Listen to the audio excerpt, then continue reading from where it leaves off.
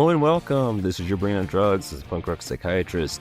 So today, we're going to be talking about just one medication. I know last time we talked about bupropion, which is one medication, and there was a lot to talk about there. But with this one, Mirtazapine, there's really, I think this is going to be a short episode. You know, I think I say that a lot, and then it ends up not being. But there's not that much to know about this drug category. Okay, so Mirtazapine, you know, in the list of top 300 prescribed medications, it comes in at number 105. So that's behind Paxil, which is 92. So as far as antidepressants are concerned, it's on the list, but not that high. Okay, so Prestique is at 208, and then there are several antidepressants that aren't on the list at all. The next two that we're going to talk about, vilazodone and vortioxetine, they're on the list at all. But this one did make the list, and 105, you know, out of 300 is not insignificant. This is a medication that you will see. It's one you will prescribe if you prescribe, and it's one that I do prescribe. So the drug category that this comes into, you know, I mentioned it earlier because it's got a tetracyclic ring. So kind of related to the tricyclics, but doesn't really have a whole lot in common with them as far as the properties of the medication. I've seen it classified as a noradrenergic and specific serotonergic antidepressant, NASSA, which is a mouthful. So it's kind of in a class of its own, all right? And there's another medication called Mirtazapine, brand name, one of the brand names is Tolvan. I'm not even sure how to say that. It does have very similar properties. It is a tetracyclic. It is a noradrenergic specific serotonergic antidepressant.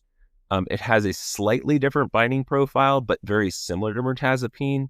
However, it's not approved by the FDA. I believe it's available in Europe, perhaps. So we're not going to talk about it because I don't know anything about it, and the majority of the audience, I don't think, has access to it. And so, yeah, Mirtazapine would be another medication in this class. But as far as FDA approved, we've just got Mirtazapine Remeron. All right. Now going into its mechanism of action, it's somewhat complicated. So there's a lot going on here, kind of like with trazodone. There was a lot going on there. There's a lot going on here too. So, and I'm going to go kind of in, I don't know, random order, but let's talk about the first one. It blocks alpha-2 autoreceptors. That is kind of its primary way by which it's an antidepressant. Okay. So I think, you know, a lot of people are probably thinking, you know, they think about it for sleep and weight gain and, you know, it's an antidepressant, but like, how is it an antidepressant? It's not a serotonin it has no serotonin reuptake inhibition. It doesn't have norepinephrine reuptake inhibition. It doesn't have dopamine reuptake inhibition. In fact, I think, you know, other than the MAOIs, out of all the medications that we've talked about up to this point, this is the first one that has no SN or DRI, right? Because we've talked about SSRIs, SNRIs, and DRI. The tricyclics are serotonergic and norepinephrine reuptake inhibitors. Trazodone weekly is in nifazodone. They actually have some SNDRI type of reuptake going on, inhibition. The MAOIs that they don't. They, you know, of course, they inhibit the enzyme that breaks those down. But Mirtazapine doesn't do that at all. Its effects are seen through the blockade of alpha-2 autoreceptors. And it's kind of a downstream effect. So blocking alpha-2 autoreceptors causes an increase in norepinephrine and serotonin. So we're getting an increase in those neurotransmitters indirectly. We're not doing it through the reuptake inhibition. And that gives us some unique effects, all right? And I don't know if it does norepinephrine more or serotonin more and how much, you know, that does. And it's kind of interesting because you're not getting a lot of the side effects. You're not getting the sexual side effects and those sort of things, right? And we're going to find out why, right? So we've kind of got this indirect way by which it increases norepinephrine and serotonin which is what gives it its antidepressant effect. A lot of the rest of these actions, its mechanism of action, actually are useful in counteracting some of the bad effects that we would see with like serotonin reuptake inhibition. All right. So next one, it blocks postsynaptic 5-HT2A receptors. So if you remember when we talked about trazodone, that's how trazodone works. All right. So it does the same thing that trazodone does. That's trazodone and nofazodone's primary mechanism of action. And it would be maybe the secondary action. So as you remember, that causes sedation, right? And it also counteracts sexual side effects. And that was one of the pluses with trazodone, is that it helps us sleep and we don't get those sexual side effects, right? Even though we're increasing serotonin, we're blocking some of the receptors that causes sexual side effects so that serotonin can't have its effect on those receptors. So see if that makes sense, right? So we're increasing serotonin. In the SSRIs, when we increase serotonin, we're increasing serotonin, and then serotonin hits all of its receptors. 1A, all the 1A, B, C, Ds, and all the 2A, B, C, Ds, right? And then 3, 4, 5, 6, 7, like all the serotonin receptors, because we're increasing serotonin. But what's unique here is that we're also blocking some of those receptors, right? So it increases serotonin, but it blocks the serotonin 2A. And so the increased amount of serotonin can't act on that receptor, and that gives us sedation, and it prevents us from getting the sexual side effects, all right? It also blocks 5-HT2C. So you remember trazodone also did that, but its metabolite agonized the receptor, and so it kind of canceled that out. But we don't have that with mirtazapine. It's blocking 5-HT2C, and you're getting weight gain from that. That's a big side effect. So the sedation and weight gain, those are the things that everyone thinks about when they think about mirtazapine. Sedation from 5-HT2A blockade and weight gain from 5-HT2C blockade. But I also like to think about the lack of sexual side effects, because most of our antidepressants cause sexual side effects, except bupropion, trazodone, mirtazapine, right? Because they counteract the receptors that serotonin is agonizing to cause those issues. All right. So it also blocks 5-HT3 receptor, right? So you know what the 5-HT3 receptor is? If you can think of some 5-HT3 antagonist, those would be ondansetron, granisetron, right? So those are anti-nausea medications, okay? And serotonin acting on 5-HT3 causes nausea. That's where we get all the GI upset with our serotonergic medications. So you're much less likely to see some of those GI upset because you are blocking it. You get less GI side effects. Now, I was gonna tell you all the meds that I've taken as I've gone through, but I think maybe I missed a few. Most of the meds that I've taken are related to sleep because I have a lot of sleep problems. And we get into insomnia, I'll give you my entire sleep story and how crazy of a ride it's been, and all the different meds I've taken to try and help with it.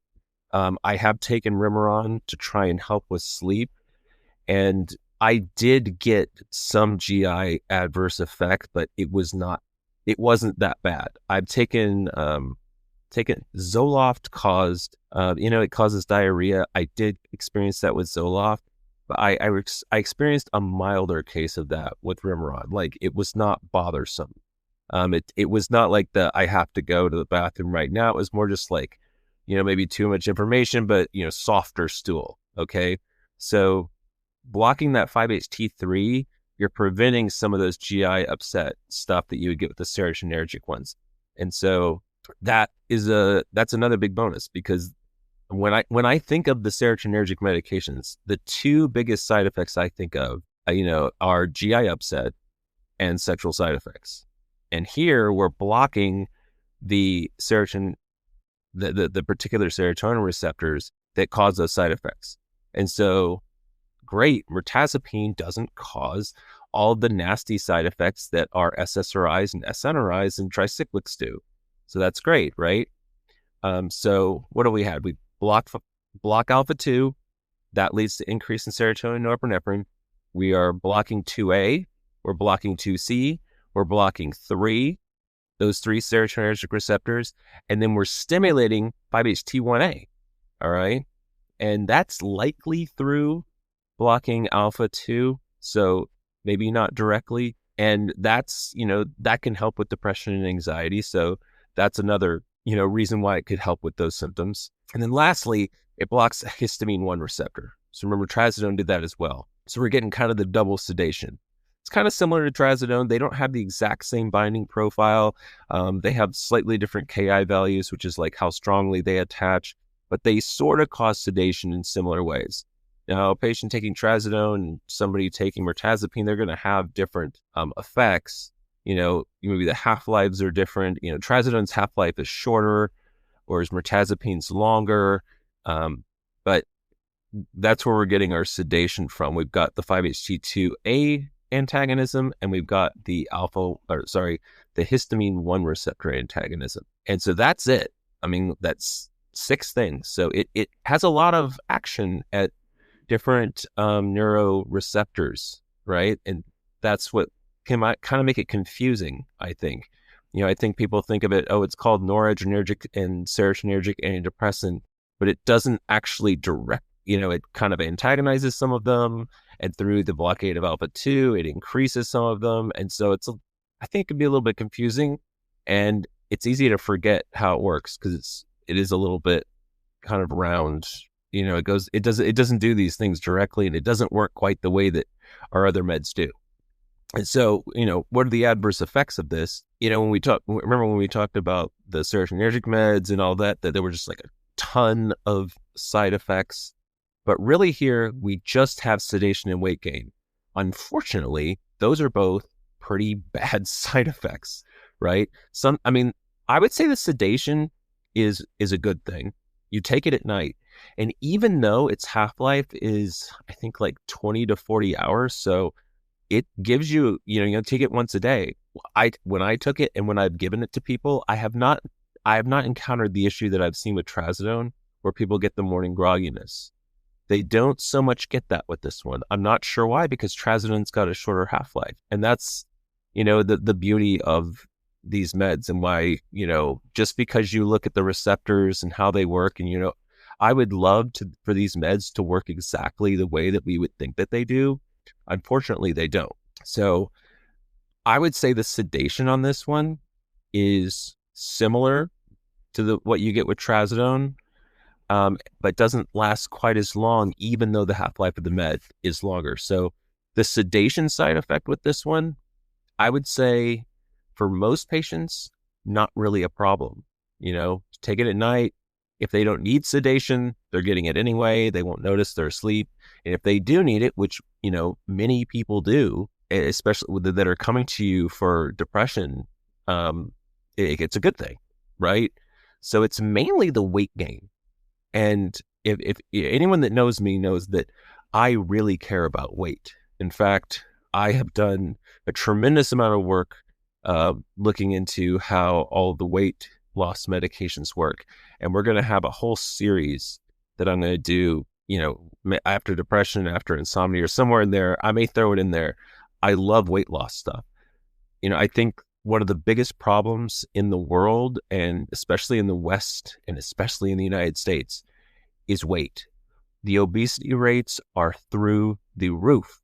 They're through the roof, right? Like, I remember back when I was in med school, the obesity rate was like 25%. And then I remember when it went up to which is like a quarter. And then I remember when it went up to 33%, it was a third. Now it's like 40%, and it's projected to be 50% by like the end of the decade.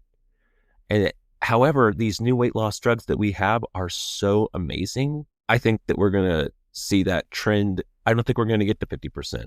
I think a lot of people are taking these. They're unfortunately having to pay out of pocket. I think they'll become cheaper. I think insurance companies will cover them. And I think we're going to see some benefit if the food industry does not fight us, and they will fight.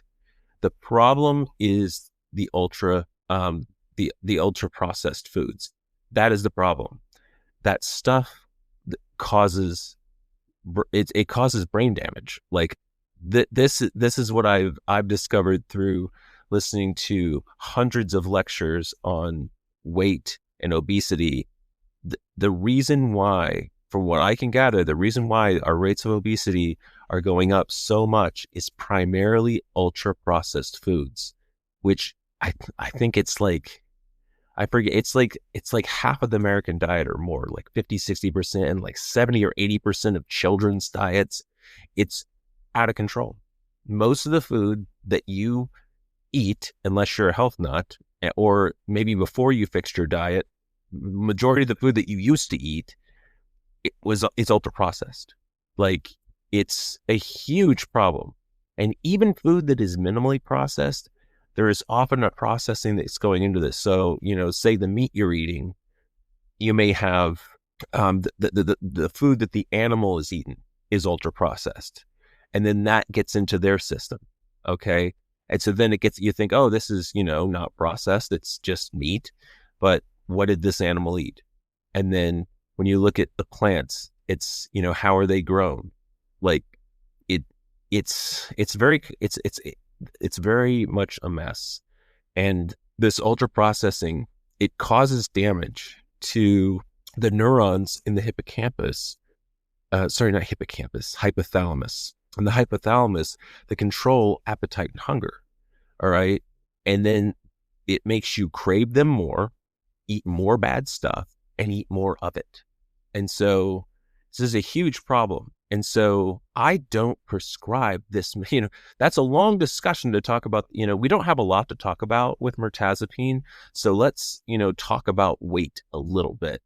I really don't want to make the obesity problem in the world, in the United States, wherever, I don't want to make it worse. And so I am very selective on who I give mirtazapine to, because we do have so many other antidepressants. There are so many of them. Why pick this one if it's going to cause your patient to gain a lot of weight? Now, if we're dealing with antipsychotics, we're dealing with very severe symptoms, and pretty much all of our options cause weight gain. And if we don't control somebody's psychosis, that's going to cause them and the people around them huge, huge problems. And so we don't have a whole lot of options.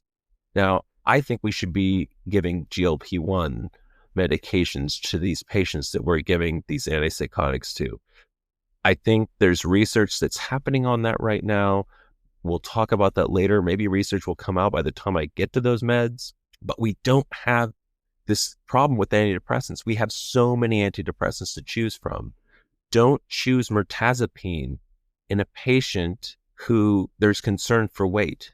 If they're already borderline, they're almost over, if they're on the line between being overweight, we're talking like BMI 24, they are overweight, but they're not obese yet. We don't want to push them there, because once they get there, it is extremely, extremely hard to lose that weight that somebody gained. Even if we take them off the med, they're not going to go back. Their weight set point will be moved up. And it's, like I said, it is almost impossible to get it back down again. So I'm very concerned about that.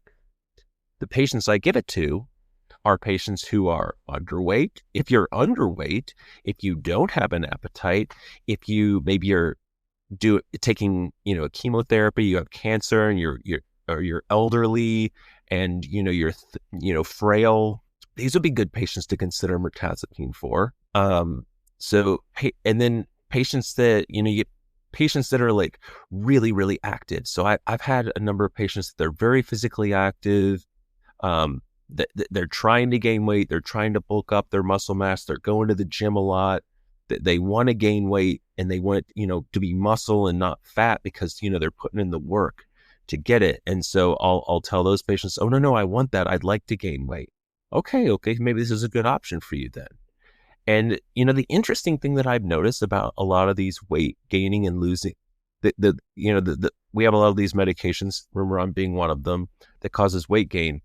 When I give these medications to patients that have never had a problem with weight, and they maybe are a little bit on the underweight side, maybe, borderline underweight, they tend to not gain any weight at all. That's what I've noticed, and I'm actually hoping that that's a side effect of the med. I'm hoping that maybe they'll gain 5 or 10 pounds so that they'll be in a more healthy range. But what I've noticed when I give a medication like mirtazapine to someone who's underweight, they tend not to have any weight change at all.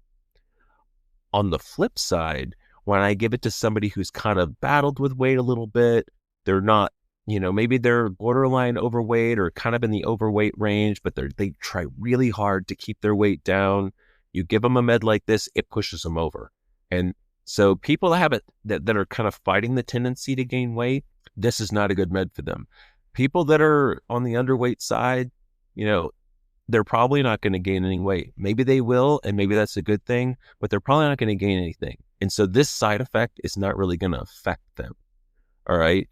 I mean, I'm somebody who is on the thinner side. Like I said, I took this medication for sleep for about 5 or 6 months, and I did not gain any weight at all on it. I had no adverse effects. I'll touch on the sleepiness. So, I took it to help me with sleep. I noticed that I got kind of restless leg syndrome symptoms with this medication. I've never seen that that's something, this is just my own personal anecdote that I'm sharing with you. I've taken a lot of meds to help me sleep. This is the only med that I've ever taken to help me sleep that has caused that. Like while I'm trying to go to sleep, I would get really sleepy. And if I didn't fall asleep and, because I struggled with sleep, oftentimes this medication was not adequate enough and I still didn't fall asleep, I would get these leg pains and this restless leg, and it would keep me up even more. And with other meds that I've taken for sleep, if I didn't sleep on them, that didn't happen. And so that's, like I said, just a personal anecdote. I don't know if that's a feature of this med. I don't know why that happened with me in particular. I think that it illustrates that everyone's different. And, I might talk to 100 people and none of them have this same issue, but I know that it caused it because I didn't take it every day. And every time I'd throw it back in there after I kind of stopped it, the same thing would happen again. So it's, something that happened to me. So the sedation is typically a good thing. And like I said, I didn't gain any weight on it because I'm on the thinner side. I do try to work out. I do try to be fit and healthy. I do try to eat really well. I try to not eat a lot. I try to eat as little ultra processed foods as possible. I mean, my goal would be to eliminate them completely or near completely, maybe just as desserts or something like that. So I do try to live these healthy lifestyle factors. So I did not experience any weight gain on this. A lot of people do though. And like I said, people that you're concerned are going to gain weight, please don't give this to them. I have treated so many patients that, they came to me after they saw somebody else and they were on this med and they were overweight, obese. And then I look back on their chart and they didn't used to be. And I was like, oh my gosh. I mean, I can think of 3 or 4 times at least I saw this. And then I mentioned to them, did you know that this could cause weight gain? And that it has, because I can see what your weight used to be and what it is now. And they had not been told. I'm spending 10, 15 minutes because I think the main point on mirtazapine is the weight gain. To me, that's the major feature. That's the major concern. That's the big adverse effect. That's the thing I'm most concerned about when we talk about this medication. As an antidepressant, it works just as good as anything else. Just like I said when we talked about bupropion. These meds all work about the same. It's the side effects that we're managing. Which side effects are the most appropriate for each patient? And when you're going to pick mirtazapine, it's do not give it to someone who's going to gain weight. And if they are gaining weight, take them off of it, because giving this person obesity is not worth what you're trying to do with the med, because likely chances you could give them one of 30 other meds and it will help just as well with their depression, anxiety. Let's not cause weight gain. The SSRIs can cause a little bit of weight gain. They're much less likely to. This, out of all the antidepressants, the tricyclics, I would say can but we typically don't use them at antidepressant doses. This is the big one. This is the big weight gainer of all the antidepressants. So you have to be very careful and you have to watch carefully. We do not want to give people obesity that would not otherwise get it when there are other options to give them. However, if this is a patient we're not going to cause to be obese, this could be a really good choice because it doesn't have any of the other horrible side effects that some of the other antidepressants do. All right. So I think a lot of people, they think, well, who cares about their weight? I just want them to feel better. Well, are they going to feel better when they look in the mirror and they don't like what they see? Are they going to feel better when they have an increased risk of cholesterol problems, diabetes, heart disease, long term? If you increase their weight to a point that they're never able to lose that weight again, and you permanently cause them to be unhealthy by giving them this medication, and they otherwise would not have gained that weight, to me, that's something to be extremely concerned about. And in my experience, people do not seem to be concerned about causing that for patients. And they often do not even warn them. I see it all the time. The patients aren't warned about the side effects. This is the most important thing to tell them about. All these meds do the same thing. They all have an equal chance of making somebody less depressed and less anxious. You don't need to talk that much about that. You tell them, this is an antidepressant. I'm giving it to you for depression. But what we need to know is which one of them to pick based off the side effects that you're going to be the most sensitive to. If you're somebody with a sensitive gut, let's not give you something that's going to cause GI adverse effects. If you're someone that can't sleep, let's not give you something that makes it hard to sleep. If you're somebody who gains weight easily, let's not give you something that gains weight easily. And if we don't know, let's try one, and we'll see what happens. And if you didn't tolerate it, let's switch to something else. All right. So I'm foot stomping the hell out of weight gain because, like I said, I've seen it so many times and the patients aren't even warned. So I do prescribe this med. In my personal experience, none of the patients I've ever given it to have gained weight because I'm very selective on who I give it to. All right. So that was a long, long spiel on introducing us to mirtazapine. And let's talk about drug interactions next. Great thing about this med is there's not a lot of P450 going on. It doesn't inhibit or induce enzymes, and it's metabolized by 3 different enzymes.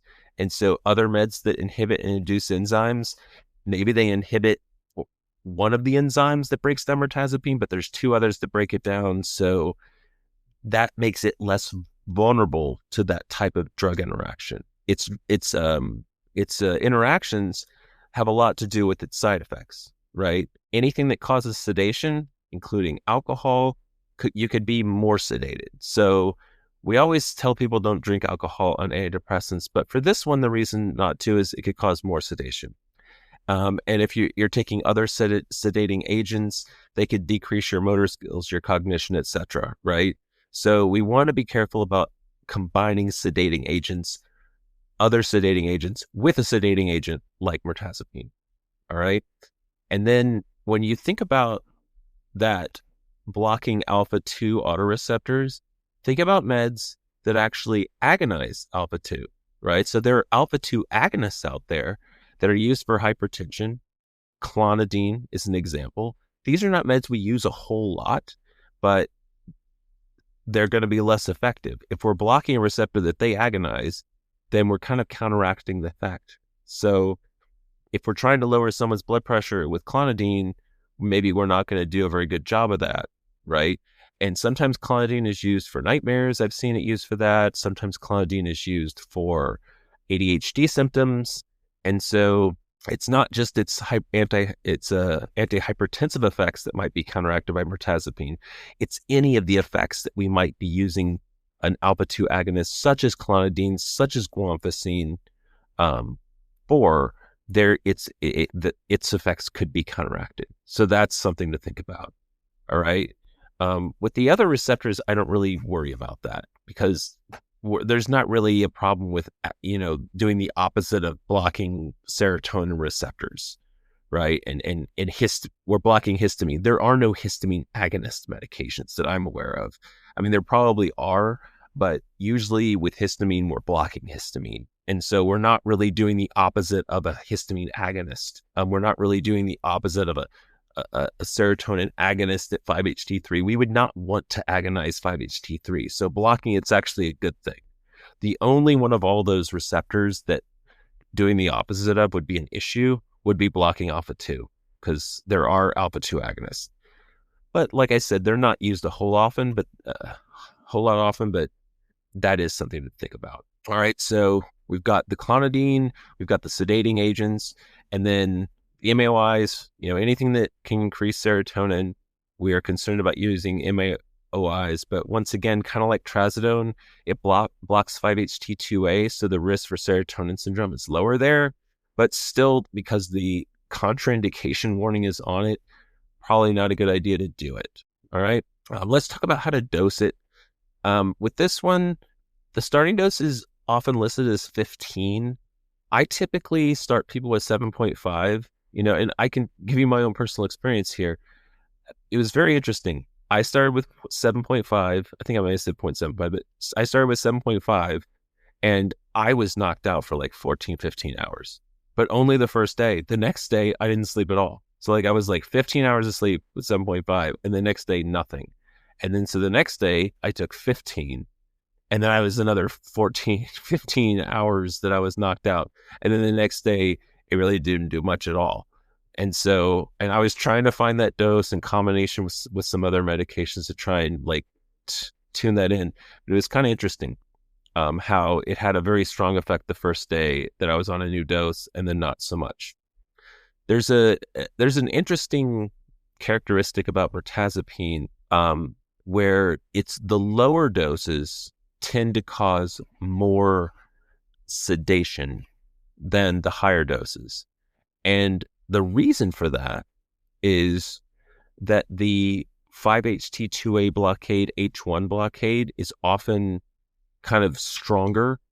Those are filled up first. And then the alpha-2 blockade comes later, which leads to an increase in norepinephrine, right? And remember, norepinephrine is stimulating. So at the lower doses, it may be more sedating, but then that sedation can get counteracted at higher doses. All right. And so I generally think of the sedating doses to be 7.5 to 15 milligrams. And often by the time we get to 30 milligrams, we're getting that norepinephrine kicking in that's counteracting that a little bit. And we're not really getting necessarily stimulated because we're getting both effects. But we're kind of not going to be as sedated. Now, like I said, every patient's different. Some may respond differently at different doses, but the high and the max dose is 45 milligrams. So generally at the higher doses, we're not going to get that benefit with the sedation as we did at the lower doses. So that's why we use the lower doses for sedation. But if we're using it more as an antidepressant, you might need to use higher doses, but then you may be losing some of that sedation. They may notice, my depression's better at 30 milligrams, but it's not helping as a sleep aid as much as it used to. And for some people, it might still help, right? So that's an effect that you may notice. I can tell you that I took up to 30. I think I even went up to 45 for a while. I didn't notice a difference between 30 and 45, but with 30, I did feel like I had maybe a little bit more sedation. And so that was kind of contradicted what I had learned about the higher doses not being so sedating. I found all the doses kind of equally sedating for me personally, but a patient may have a different reaction. The higher doses actually might be less sedating. So that's something to keep in mind. All right. Now, let's talk about the advantages and the disadvantages. Okay, so what are the advantages of mirtazapine? All right, we've already pretty much talked about this a lot, so I'm just going to go through them quickly for the ones that we've already discussed. So first, and this is a good one, it can be combined as an adjunct with other antidepressants. Because what it's doing, if you think about its mechanism of action, completely different than the other antidepressants. So this is whenever, maybe we're getting some effect from an SSRI, but not enough. This is one we can easily add. We can add this, and, they both increase serotonin, but they do it in different ways. The SSRI through the blockade of the serotonin reuptake pump, and mirtazapine through the blockade of alpha-2. And so we're kind of doing it in two different ways. And so that can have, an increased effect. So this is actually a really great medication to add on. Maybe you're taking something else and you need something to help with sleep, so you add this on, or maybe you want to add a little bit more antidepressant effect. You're not getting enough out of the escitalopram. You add this one and you get a little bit more effect. And, when we talked about venlafaxine, we mentioned that combination being dubbed California rocket fuel. But you could just as easily combine it with any of the other antidepressants that we've talked about. In fact, I'm not sure, other than the MAOI, you could pretty much combine it with any of the other antidepressants. Patients often need 2 antidepressants. One sometimes is not enough. But we, of course, wouldn't give them 2 SSRIs or an SSRI and an SNRI. Those combinations don't make sense because you're giving 2 SRIs, right? But this is not an SRI. So this is a good adjunct medication. I'm going to talk about all the different adjunct options in a later episode. We'll talk about all the adjuncts, but this is one of them. This is a good adjunct. All right. And I've read that it can, with anxious depression, is where it's particularly helpful as an adjunct. All right. Other advantages mentioned: low risk of sexual side effects, helpful in insomnia, and the higher doses may be less sedating due to the alpha-2 blockade, leading to increase in norepinephrine, right? The low weight patient. Now, eating disorder patients, not a good option. I think a lot of people are thinking, oh, I want to give the eating disorder patient a weight gaining medication. That's a surefire way for a patient not to take a med, and also not to trust you.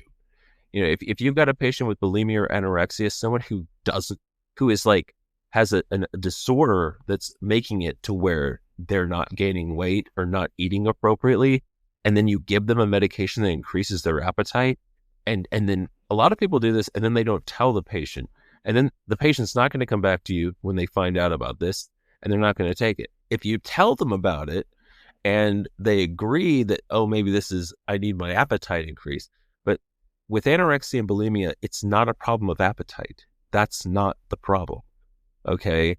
These patients bulimia often they're eating, but then they're throwing up. So that's going to be even worse. And then anorexia, they have an appetite and they suppress it through through neurotic control of eating.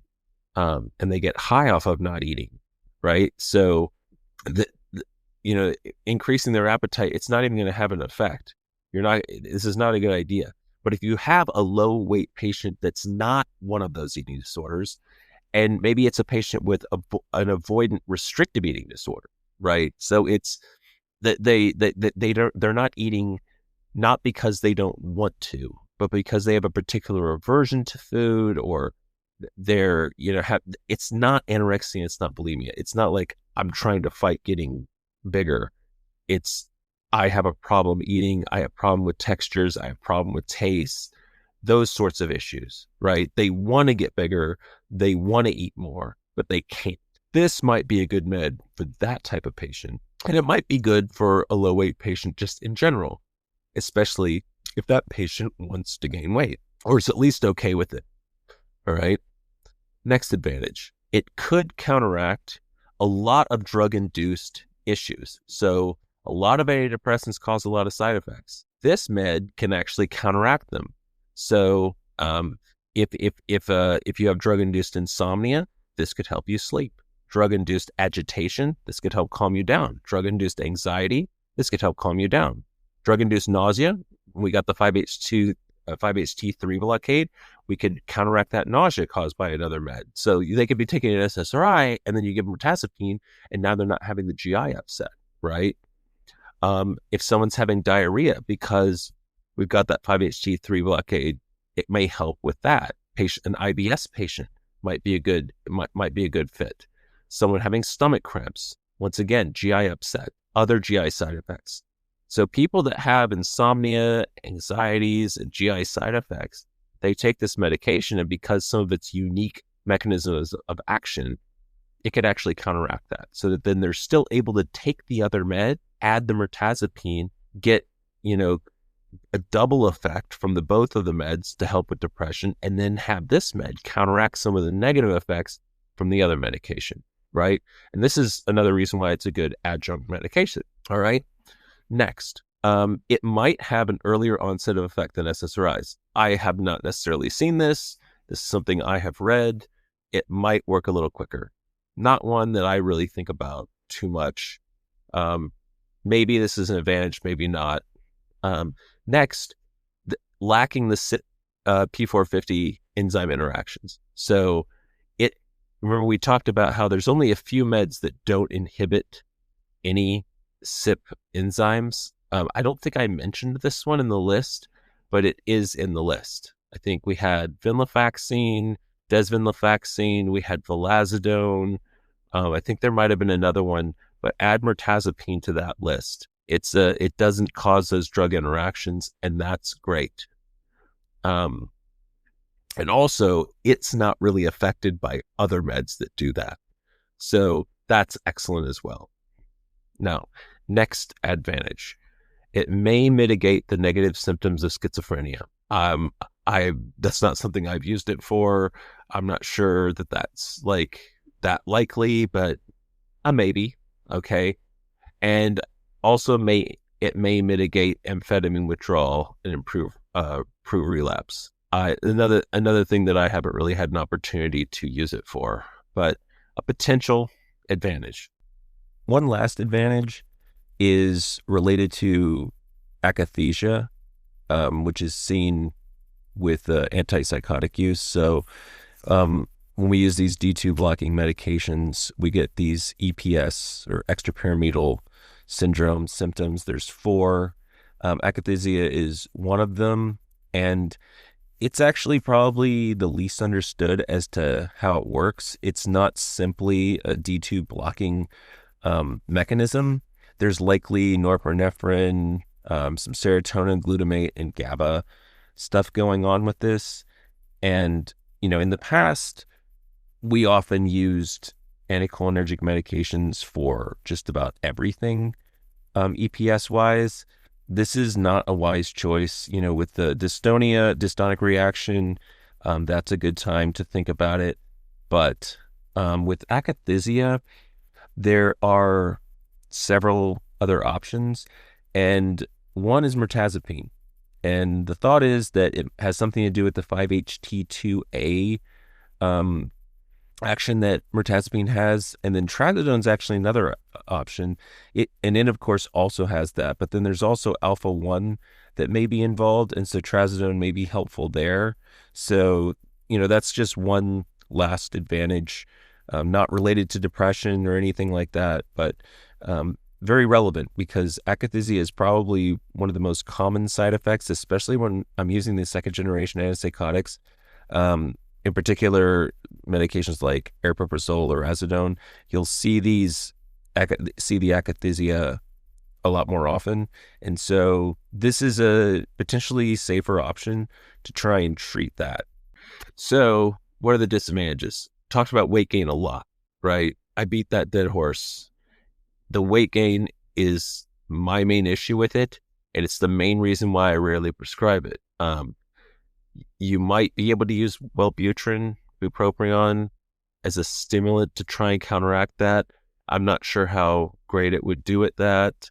The weight gain is there's more chance of weight gain in premenopausal women, higher rate of weight gain in that population with this medication. Another disadvantage, if you've got a patient that's got fatigue and low energy because of the sedation, that could be an effect. Someone who's already very sedated, though this is less likely at the higher doses, you could make that problem worse. And then I've got in here some abuse potential. because it can cause sedation, delirium, and hallucinations, though I've never seen it abused. It's not something that's on my radar. It's just something to put in the list. But really, the great news is the weight gain is really the main issue, and the sedation maybe. And unfortunately, the weight gain is a huge issue for me. It's a big, big, big issue. I'm going to dedicate like 4 or 5 episodes to weight loss. That's how much I care. And I've got some lifestyle medicine stuff I want to do episodes on. We're going to talk about diet. We're going to talk about exercise. I do lots of stuff on that. And so I am a huge lifestyle medicine guy. And I think, maybe you're thinking that's strange because like, this is Your Brain on Drugs podcast. This guy really likes, meds and how they work and everything. Yeah. The pharmacology stuff, I geek out on that. I love the chemistry. I love that it's very complex, and with the half-lives and the kinetics and the dynamics of how these meds work, and the intricacies and the receptors and the tightness of the binding and how they come on and off, and how they affect different receptors at different doses. And there's so much complexity with the psychiatric medications from a pharmacological standpoint. They're just fascinating to me. And they're very commonly prescribed meds. And so yeah, that really interests me. But how much does that help patients? Right? How much do these meds actually help patients? I've talked about that a lot. Not as much as I would like. And I think the lifestyle stuff actually helps a lot more, especially in your mild to moderate cases, right? And so in the military especially, we don't have a lot of severe depression. We don't have hardly any bipolar disorder, hardly any schizophrenia. I took care of some civilians and dependents, and so it's not like I have no experience with this whatsoever. And interestingly, we get to see a lot of first break. I've probably seen more like initiated schizophrenia than a lot of psychiatrists have. They treat the chronic patients, but I see it in the 20-year-old when it first happens. Same with bipolar disorder. So I'm seeing the new cases a lot in the military, and the chronic cases not so much because they're not in the military anymore, right? So I've got a lot of experience with that sort of thing, and like some severe depression, but mostly mild and moderate. And what helps with mild and moderate? Not so much meds. It's lifestyle stuff. It's diet. It's exercise. It's sleep. It's social relationships. It's those sort of things. And so I'm very interested in that because that's what helps a lot of patients that are struggling with mental health issues. And so, a med that's going to, counteract my ability to help a patient lose weight and be fit and exercise and have a good diet, that's a med that I'm going to be really concerned about. And at the same time, like I said, there are a lot of patients out there that this is a great med for, that is not an issue for them. But I'm very, very mindful, and I think you should be very mindful that it can be, right? There's a lot of advantages of this med. It works very differently. But there's this huge disadvantage of weight gain that I just can't emphasize enough. All right. So I think that was a, good run over. We went through Mirtazapine. It's a medication that should definitely be in your arsenal. It's definitely got it's got unique stuff it does. I think it being prescribed at, what was it, like number 105 on the list, sounds like it. Remember, that's all meds. That's not psych meds. When I give that list, that's the list of all medications. So on the whole list, it's 105. I think that's an appropriate place. I think, I'd probably put it above Paxil, even though it's behind Paxil. So I think I'd bump it up a little bit in the order than it is, but I think it should be kind of where it's at. Something that you do prescribe, but maybe not that often. All right. But we're going to follow this up on our next episode with 2 meds that I don't think that we really need to prescribe that often, and they're not on the list, and I think it's appropriate. We're going to talk about the serotonin modulators, right? The serotonin, sometimes they're called serotonin modulators, sometimes they're called modulators and stimulators. The SMS, sometimes they're called SSRI pluses. That's vilazodone and vortioxetine. I think it'll be an informative episode, and I hope you enjoyed talking about Mirtazapine. Thanks for joining me. Tell people about the podcast. Please rate it. Let's help me get this word out to more people. I'm doing this out of the goodness of my heart. I love teaching. I want to inform. I want healthy patients the world over. If you're, tell your patients about it. If you think that it's great and that they would learn a lot. I really appreciate you listening, and I'll see you next time.